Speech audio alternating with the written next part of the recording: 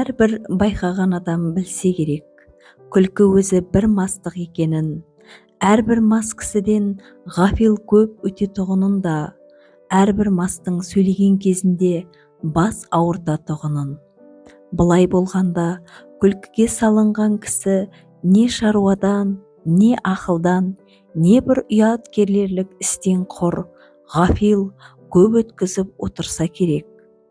Осындай ғафилдік көп өткізіп, өлмеген кісінің не дүниеде, не ахиретте басы бір ауырмай қалмаса керек.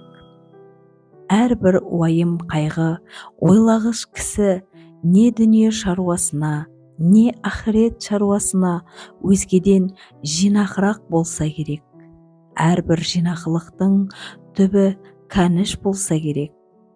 Енді олай болғанда, үнемі уайым қайғыменен жүре аламыз ба? Үнемі күлмей жүруге жан шыдай ма екен? Жоқ, мен үнемі уайым қайғыменен бол демеймін.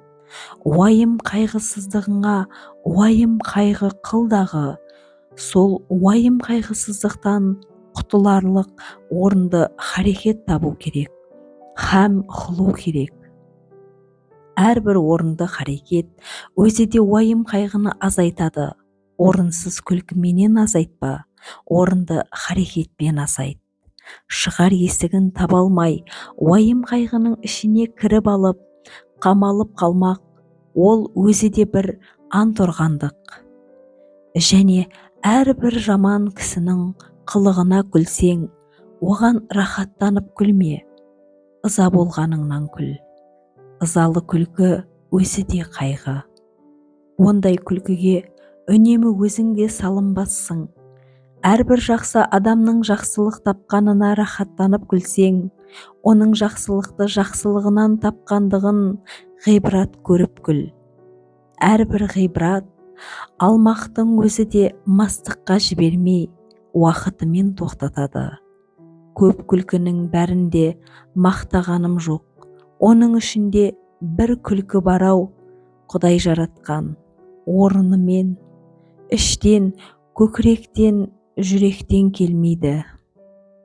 Қолдан жасап, сыртыменен бет-аузын түзеп, бай-бай күлкінің әнін сәндеп, әдемішілік үшін күлетін бояма күлкі. Адам баласы жылап туады, кейіп өледі.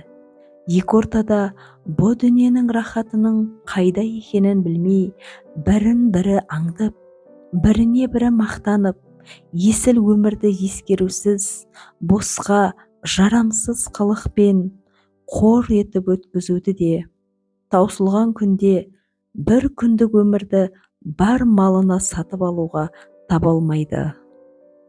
Қулық саумақ, көз сүзіп, тіленіп, адам саумақ өнерсіз иттің ісі. Әуелі Құдайға сиынып, екінші өз қайратыңа сүйеніп, еңбегіңді сау, еңбек қылсаң, қара жер де береді, құр тастамайды.